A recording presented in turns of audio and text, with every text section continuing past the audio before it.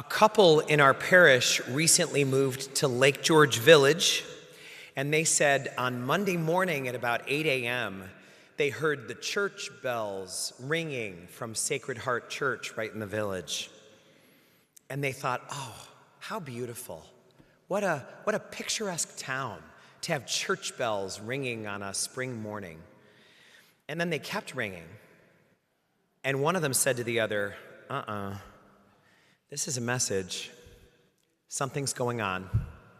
So they turned on the TV and they heard really surprising news. Maybe it shouldn't have been surprising that Pope Francis passed away. He was in the hospital for a long time, but he's been doing so much better. We had seen him just the day before on the balcony. On Monday morning, I slept in a little bit. Don't judge me. And I woke up to 25 texts, and my heart sank. And I thought to myself, oh, here we are, one day after Easter, and already a copay. Do you know what I mean about a copay? Maybe you don't. If you were here for the homily at Easter, you might have heard that we were talking about Easter coming around every year almost like an open enrollment season for health insurance. You can any Easter get on the plan where you stop worrying about death so much, the plan where you stop being afraid that it's all over when we die. And once we get on that plan, we're covered. Death is no longer our worst fear. But like any plan that we would get on, there will be copays. Like when you find out that your company is downsizing and you're on their list, when your house catches on fire, if one of your kids gets arrested, or if a pope that you just love is on the balcony one day and the next day the church bells are ringing. Easter needs to be applied the day after Easter. We have to use Easter as soon as the day after Easter, because Easter is all we need to know about life. And we know that if we know about Easter, we've got all we need to know. But we have to water that Easter faith. We have to fertilize that Easter soil. We need to pay the copay, even if our plan covers the big costs. Because Easter never promised to be an avoidance of death. Easter doesn't avoid death, it tunnels right through the middle of death and hollows it out. Every year on the 8th day of Easter, we celebrate mercy. That's always what we do. And our job is to do with mercy what we do with Easter, to apply it like an ointment to life. It's not meant to sit in the tube. It's like a cream that we have to put on the wound. Mercy is meant to be applied to the situations of our life, not just as a word that we use, but as a behavior, as a practice. And Jesus shows us in the gospel tonight how we do it. One of the things we pride ourselves at our Catholic school is having a very good teacher-to-student ratio. It's about 12 kids to one teacher at our school. And that means that every adult in our building knows our kids inside out. And we know, once we get to know them, that some of them need to learn things a little differently than others. They need a little different approach, maybe a little more time on something. Sometimes that means that we have to tailor the lesson for them. We have to make adjustments to the way we teach the others. And the term for that is differentiated instruction. That's a big rage in educational circles, how to differentiate for the needs of different kids. And that's exactly what we're hearing about in the story of Thomas today. we're hearing Jesus differentiating for Thomas the instruction in a way that Thomas needs to hear it. Because interestingly, Jesus' teacher to apostle ratio is the same as SMA's, 12-1. And so, most of the class gets it. Judas doesn't. But most of the class, once Jesus rises from the dead, they understand the lesson. But Thomas needs something a little different. The way that kids with neurodivergence might need a different approach, or kids who have an attention deficit, for example, might need a slightly different approach. And so what we hear is that Jesus needs to apply mercy to Thomas. Not to shame him. Thomas, what's wrong with you? Not to call him names like we have for 2,000 years, doubting Thomas. Right? Jesus doesn't call him names. Jesus differentiates the instruction.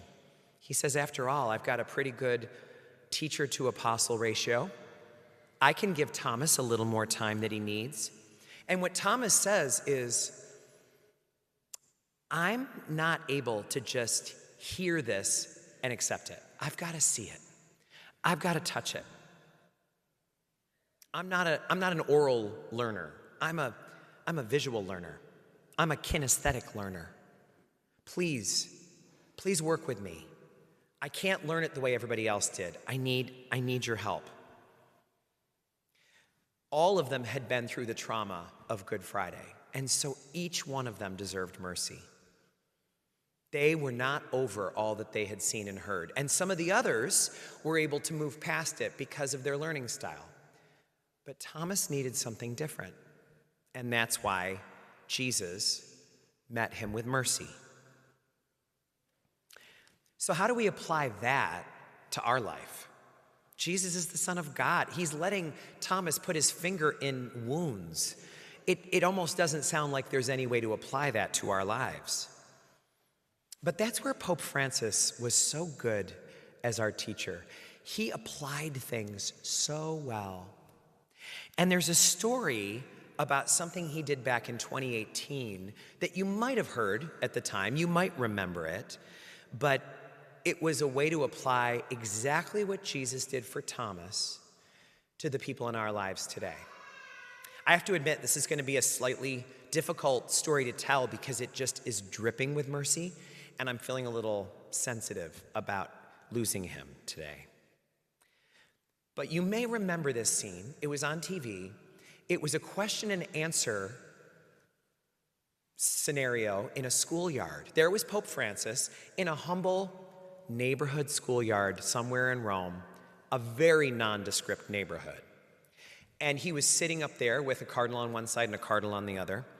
And the kids could ask him whatever they wanted, a very Pope Francis style way of doing it. And one kid came up to the microphone with confidence, but he lost his confidence when he got there. And he started crying, and then he put his face in his hands and had a real ugly cry. And everybody thought, oh, he's just nervous. And the Pope did too. He said, it's okay, just tell me, it's okay. But watching this child was really hard, actually. It hurt to see how upset he was. And so Pope Francis said, come up here, say it in my ear. So the little boy, face in his hands, went up, and he whispered to the Pope, right up in his ear. And the Pope had his hands on his shoulder until he heard the boy's question.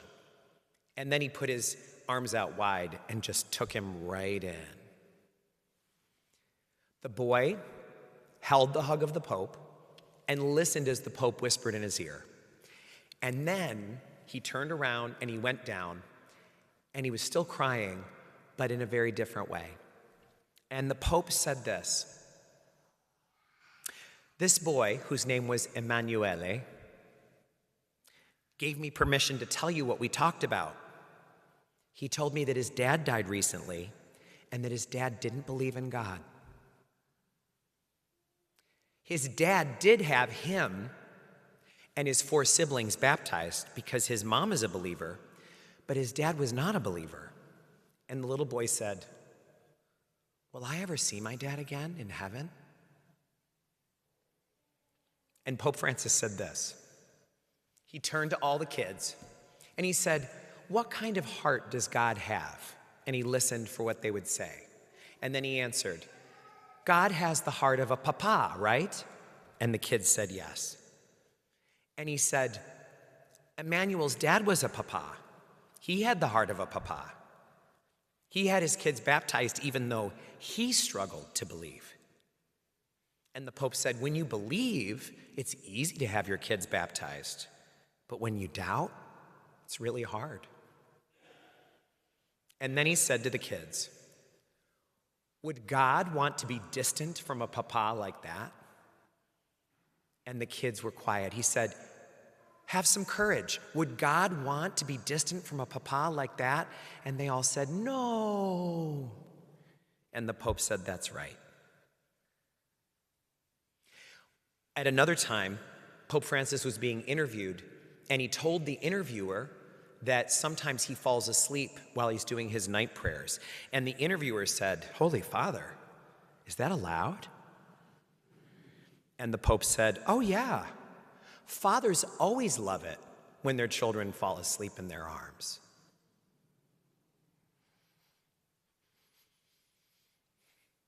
It's dripping with mercy, isn't it? So that's what today is all about. It's about applying what is a beautiful idea, a sublime thought, a heavenly way of looking at life, and bringing it to our relationships, to little kids that miss their papas, to people who feel guilty because they don't pray the right way or they struggle with their faith. And when we live that way, we bring people such hope and comfort. Because we lost the Pope this week, I've needed to type his name a lot in emails and in bulletin articles and all sorts of things. And I'm not a great typist. I have chunky fingers and they're kind of clumsy, so autocorrect often has to save the day. And I have noticed that multiple times this week, as I've gone to type his name, autocorrect has saved me by saying, "Do you mean Hope Francis? Hope Francis?" And I thought, yeah, I do. Hope Francis, a perfect name for someone who lived that way. I set my alarm for the funeral this morning and got to hear the Cardinal's homily, and it was beautiful. And what he said was also dripping with mercy, and I'd like to just give his final lines to us tonight. This is what the Cardinal said at the end of the homily, talking to the crowds of thousands and addressing his homily to heaven. He said this, "Dear Pope Francis, whenever you spoke to us, you asked us to pray for you. We now ask you to pray for us. May you bless the Church, bless Rome, bless the whole world from heaven, just as you did last Sunday from the balcony. In a final embrace with all the people of God, but also, please embrace all humanity that seeks the truth with a sincere heart and holds high the torch of hope." Rest in peace.